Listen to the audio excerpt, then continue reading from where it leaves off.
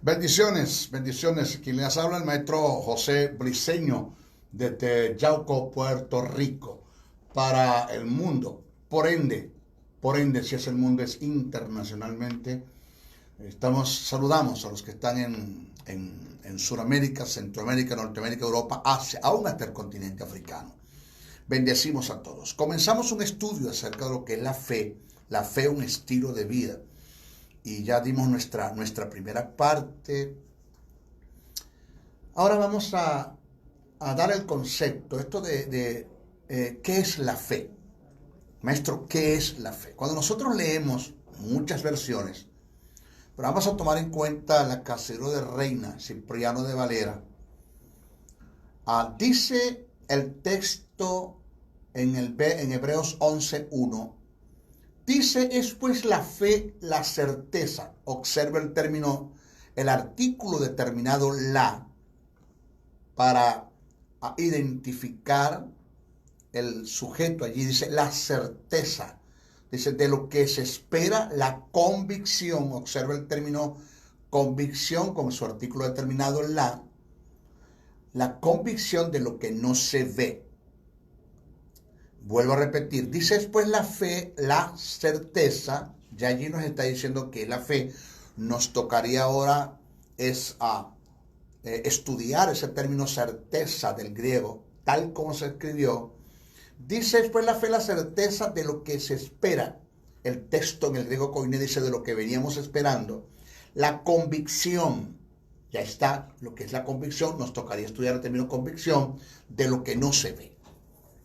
Ahora, vamos a analizar, porque esto es un estudio que estamos dando acerca de lo que es la fe, un estilo de vida, es un estudio que estamos dando. Vamos a analizar la fe como certeza, porque la fe es la certeza, después estudiamos la fe como convicción, pero presten muchísima atención a esto. Esto es importante que lo tomemos en cuenta, porque hay el montón de creyentes o de cristianos dentro de nuestras iglesias creyendo que están viviendo una vida en fe y no es fe. No es fe en lo que están. Es un pseudismo que se ha filtrado mucho en nuestras congregaciones y eso no es fe. Dice la fe como certeza, la certeza del griego pleroforia. Ese es el término que utilizó el que escribe los hebreos, pleroforia, y ese término indica, es el efecto de hacer fijar la mirada sin vacilación alguna en el cumplimiento de las promesas o en las realidades de las bendiciones desde el punto de vista posicional, a fin de que llegue a ser una realidad en nosotros como nuestra posesión. ¿Por qué hablo de posición y de posesión? Porque posicionalmente las bendiciones, las promesas, la herencia, nuestro legado ya es un hecho. Posicionalmente es un hecho. Es un hecho, te voy a dar un ejemplo, que por la herida de Cristo nosotros fuimos sanados. Eso es un hecho. Punto. Ahora falta que eso se haga una verdad en mí, posesionalmente. Que eso se va a hacer una verdad en mí es por un acto de fe. Cuando yo creo lo que la Biblia dice de lo que yo soy, tengo y puedo en Cristo Jesús, deposito mi fe en lo que está establecido en la palabra.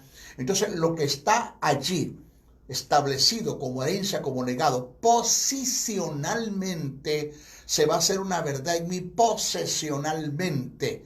Porque cuando deposito la fe en una palabra que Dios me dio, eso se convierte en el reino de Dios, que es el espada del Espíritu, que es lo que el Espíritu Santo va a tomar y va a ejecutar de lo que ya está hecho, de lo que ya se dio, de lo que ya está consumado en la cruz del Calvario, y lo va a hacer una verdad en el mundo físico, posesionalmente hablando, y la sanidad va a venir. ¿Cuándo?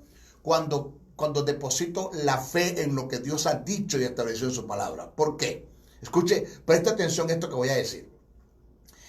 La bendición de Dios se me fue dado por gracia, ¿okay? No por obra, por gracia, pero la recibo por fe. Vuelvo a repetir, la bendición de Dios en cuanto a mi sanidad, en cuanto a mi provisión, en cuanto a mi finanza, en relación a todo integralmente, se me ha sido dada por gracia, pero yo la hago una verdad en el mundo físico por la fe. Por eso dice que la fe, como la certeza del griego pleroforia, es el efecto de hacer fijar la mirada sin vacilación alguna. ¿Será o no será? Y si no es, y si me muero, y si no se cumple. No, no, no. Sin vacilación alguna. Estoy totalmente determinado, convencido, persuadido de la verdad del reino, que esto es así como dice las Escrituras. A mí nadie me va a hacer desviar ni vacilar en cuanto a esto.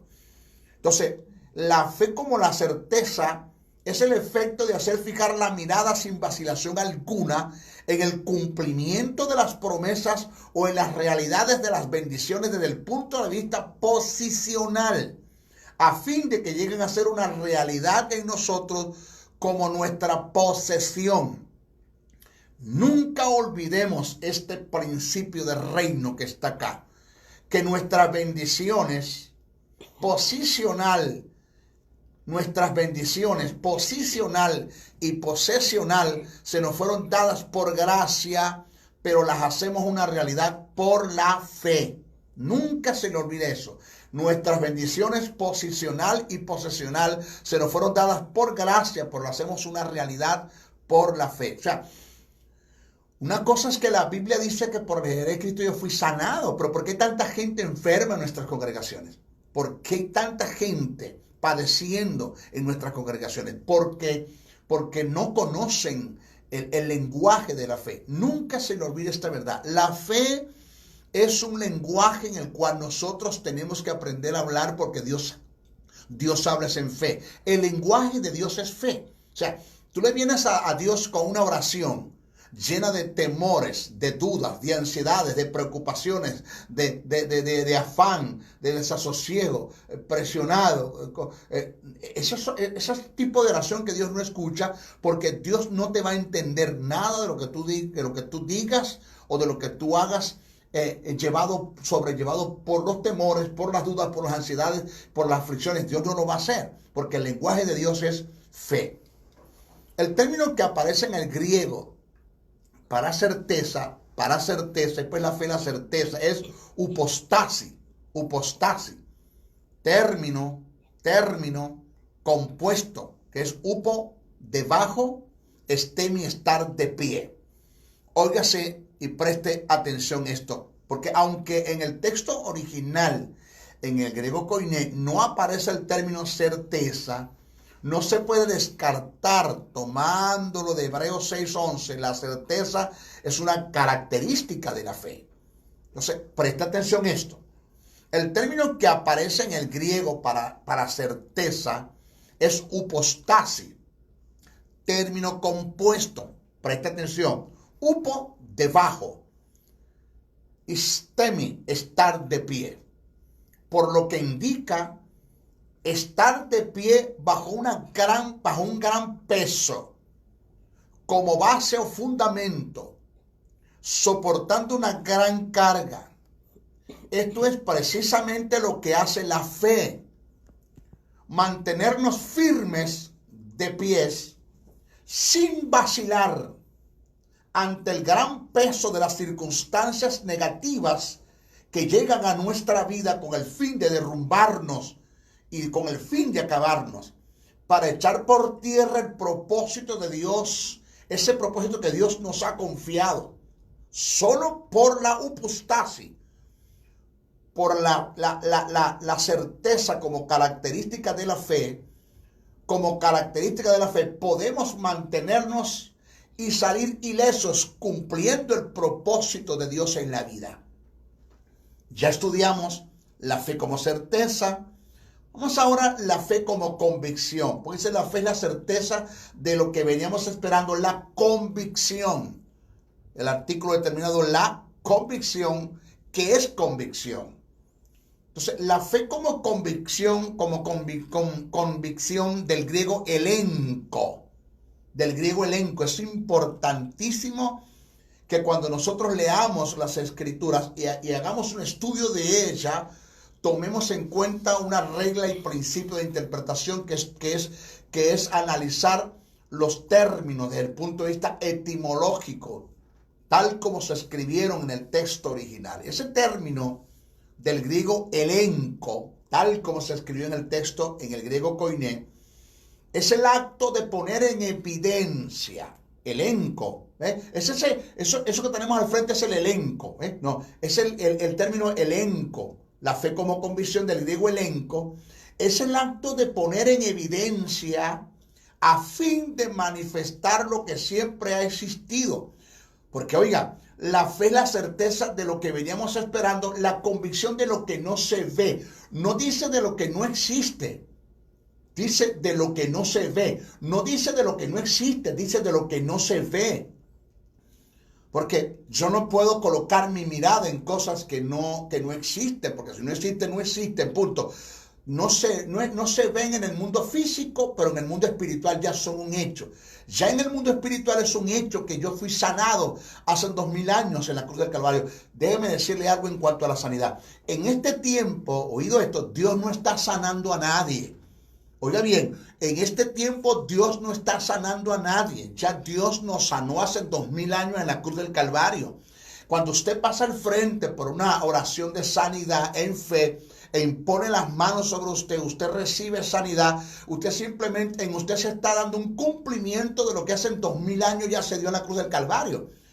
Porque una de las cosas que me impresiona a mí es que Isaías, 700 años antes de que Cristo llevase la enfermedad, Isaías dijo, la llevó. Dice, por sus heridas fuimos, tiempo pasado, nosotros curados, ¿ya? Porque ya Él llevó, tiempo pasado, nuestras enfermedades. Cuando Isaías dijo eso, fuimos y llevó nuestras enfermedades en relación a la sanidad, no había pasado todavía, eso era 700 años antes de la cruz. Pero Isaías dijo, fuimos, Isaías las llevó, 700 años antes. Isaías lo daba como un cumplimiento. 2000 años después, la iglesia está esperando que Dios la sane. El creyente está esperando que Dios lo sane, cuando ya es un hecho. O sea que tenía más fe Isaías, que proclamó una sanidad como un hecho antes de que fuese 700 años de que sucediese, antes de que sucediese, ya la proclamó como un hecho, y la iglesia 2000 años después está pidiendo a Dios que lo sane. De modo que yo no voy a hacer, Dios no va a hacer en mí, oído, Dios no me va a sanar a mí en este tiempo. Dios va a manifestar en este tiempo lo que ya Él hizo hace 2000 años en la cruz del Calvario. Ya yo fui sanado hace 2000 años en la cruz del Calvario. Lo que se va a manifestar en mí es esa sanidad que ya fue un hecho. ¿Por qué?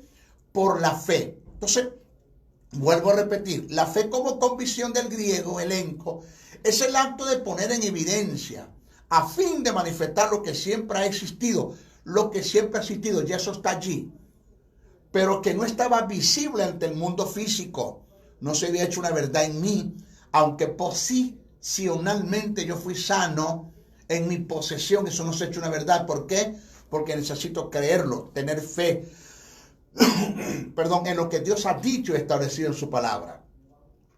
Indica que la fe es lo que pone en evidencia. Wow, escucha esto. Indica que la fe es lo que pone en evidencia lo que no se ve. Lo que no se ve, no lo que no existe, lo que no se ve. No dice lo que no existe, dice lo que no se ve.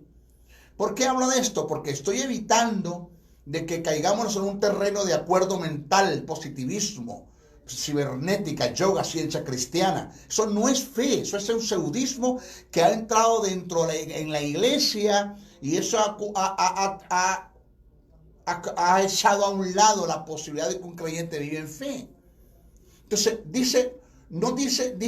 dice que la fe es la evidencia de lo que no se ve, no dice de lo que no existe, dice lo que no se ve. No se ve en el mundo físico, pero en el espiritual ya están, es un hecho. Existen. El pasaje dice, cito, la fe es la convicción de lo que no se ve. No dice de lo que no existe, dice de lo que no se ve. Alguien dijo en relación a este concepto, que la fe es un destello de luz en el campo de la oscuridad que nos da la fuerza necesaria para seguir adelante sin vacilar. La fe es como un faro que alumbra en la oscuridad de un mar lleno de tinieblas, sin visibilidad alguna, dándonos la dirección exacta y un rumbo adecuado sin temor a tropezar. La fe sabe algo cuando tú no sabes nada. Independientemente de lo que diga el médico, el ginecólogo, el cardiólogo, el urólogo y todo lo que termine en ólogo. O sea, lo que ellos dicen es una verdad, pero está relativa, sujeta a cambios. Hay una verdad absoluta que es la verdad de Dios, que es en la que yo debo creer, aceptar, caminar, confesar, actuar, ingerir, digerir, vivirla, caminarla, accionarla, apropiarme de ella, e independientemente de las circunstancias y las condiciones de la vida, no dejármela llevar por nada, sino mantenerme en fe. Y en el momento determinado, cuando yo creo esa palabra, el Espíritu Santo va a tomar esa palabra, esa fe que he depositado en esa palabra, y esa palabra cargada de fe que es el rema, la va a tomar y va a hacer de ella la espada del Espíritu. Y va a ejecutar en el mundo físico lo que en el mundo espiritual ya es un hecho, y va a ser una verdad en tu vida. La sanidad va a venir independientemente de lo que diga la ciencia, si es incurable. Para Dios, mire, usted tiene que aprender que para Dios no hay cosas fáciles ni difíciles. Dios todo lo puede. Para Dios no hay cosas fáciles ni difíciles. Dios todo lo puede. Dice que para Dios nada es imposible. Para el que cree, todo es posible. Hay un denominador común allá, en los dos pasajes. Para Dios nada es imposible, para el que cree, todo es posible. Así de sencillo. Entonces, usted debe de tomar de la mano, tomarse de la mano esos pasajes que están en las Escrituras que le hablan de su herencia y de su legado, y creerlos independientemente de las circunstancias, de lo que usted sienta. Usted no anda por los sentidos, usted anda por lo que la Biblia dice que usted es, usted tiene y usted puede en Cristo Jesús. Te hablo por experiencia, te está hablando un hombre de experiencia que ha sido diagnosticado por enfermedades terminales y que he librado batallas. He pasado creo que por 3 veces por valle de sombra de muerte, y he sido libre porque le he creído a Dios, una palabra que Él me dio, una palabra que Él determinó, que Él estableció. Ya Dios lo estableció, Dios lo determinó y punto. No hay diablo, no hay circunstancia, no hay ciencia, no hay nada en el mundo que puedan derrumbar lo que ya Dios dijo, punto. Cuando Satanás tentó a Jesús, Jesús le dijo: Satanás, escrito está. El texto en el griego koiné no dice escrito está. El texto dice: así lo estableció mi Padre. Y todo lo que Dios ha establecido, lo que se ha decretado y lo que ha sido confirmado, y ya lo que está hecho en el Tribunal Supremo de Justicia, en el cielo, en ese tribunal celestial, de lo que ya Dios dijo y lo que Dios decretó, de lo que tú eres, de lo que tú tienes y de lo que tú puedes en Cristo Jesús. Y eso es un hecho en ti. Es un hecho. Ahora esto es una batalla que tienes que aprender a librar. Es tu batalla. Es tu batalla, no es la batalla de Dios, es tu batalla, es tu lucha, la cual tú tienes que aprender a librar. Dios va a intervenir en el momento que tú libres o hayas logrado librar esa batalla. Vamos a ver ahora motivos para vivir en fe. Maestro, ¿motivos los hay? Sí los hay. Si no los hubiese, entonces estamos trabajando en vano. Dios da motivos para vivir en fe y son de suma importancia, saber si nos da tiempo de desarrollar el primero. Primero es un llamado de Dios. Esto nunca a usted se le olvide. Después del llamado a la salvación, Dios nos hace un segundo llamado, que es el llamado a la santidad. Y después del llamado a la santidad, Dios nos hace un tercer llamado, que es el llamado a correr una carrera de la fe. El llamado a la salvación, el llamado a la santidad y el llamado a la fe. Ya yo soy salvo, acepté el plan de salvación, es un hecho. Ya yo fui justificado, ya yo fui vivificado, es un hecho. Vamos a librar la batalla de la santidad. Vamos a empezar a correr esa carrera, la de la santidad. Lo logré. Wow. Entendí todo lo que tiene que ver con santidad, todo, un sistema, porque hay que aprenderlo también. Nadie puede vivir una vida en santidad si no sabe lo que es la santidad, bíblicamente hablando. Aprendí a vivir en santidad. Me sometí al proceso de santificación. Soy santo, pero vivo en dudas, en temores, en ansiedades, en preocupaciones, en desasosiegos, tensionado. De nada hice. Óigame, de nada te sirve la santidad si no aprendes a correr en fe. Oído, pero de nada te sirve el aprender a caminar en fe y a correr una carrera de fe y a librar esa batalla en la fe si no aprendes a vivir en santidad. O sea, la santidad es un principio de fe, es un principio de la fe, pero la fe es un principio de la santidad. Son recíprocos unos con otros. Ya con tiempo vamos a traer un seminario acerca de lo que es la santidad. Con el tiempo lo vamos a hacer. Pero ahora nos toca hablar de la fe como un llamado.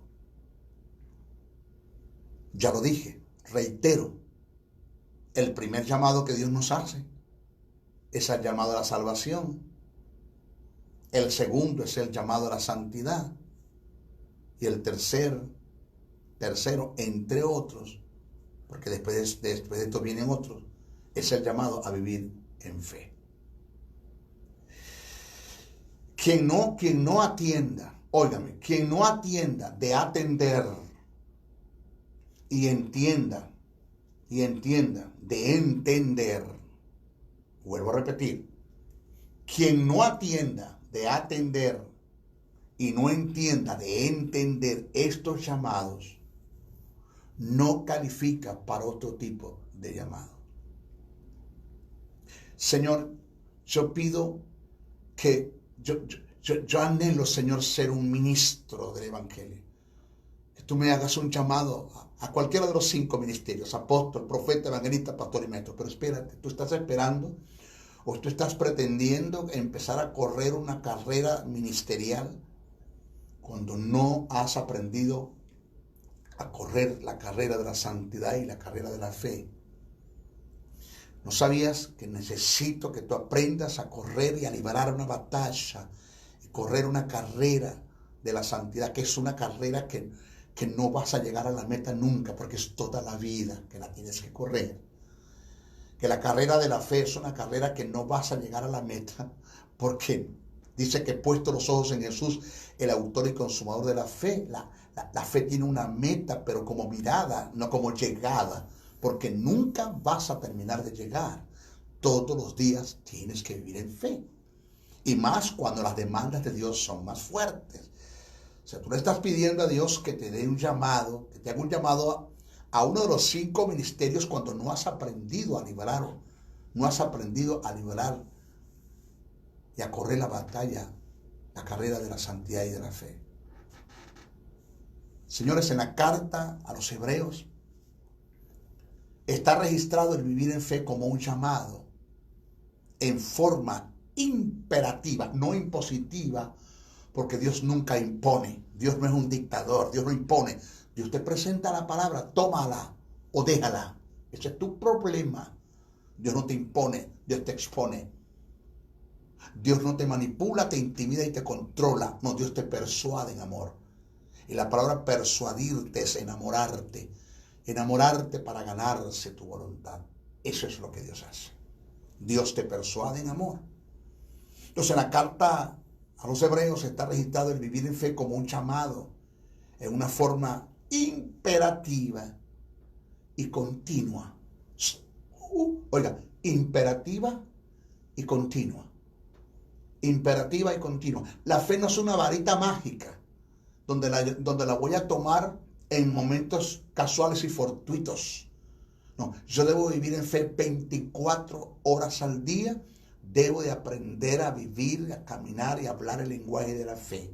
Porque yo no sé cuándo voy a necesitar de eso. O sea, yo debo tener un antecedente de venir caminando en fe, aprendiendo todo lo que es fe, desarrollar un carácter, formar un carácter en lo que es la fe, para cuando el momento llegue, me consiga el problema, la dificultad, la enfermedad o todo lo que pueda venir, me consiga en fe. No es que cuando el problema venga, yo vaya a orar para que Dios me dé fe. Espérate, eso no funciona así. Es un antecedente que yo debo tener de vivir y caminar una vida en fe 24 horas al día. Entonces la carta a los hebreos está registrado de vivir en fe como un llamado en forma imperativa y continua. Imperativa y continua. Imperativa y continua. Es un llamado. 24 horas al día, 24 horas al día. El texto dice así. Hebreos 12:1. Aquí vamos a aprender muchas cosas. Muchísimas cosas vamos a aprender acá. De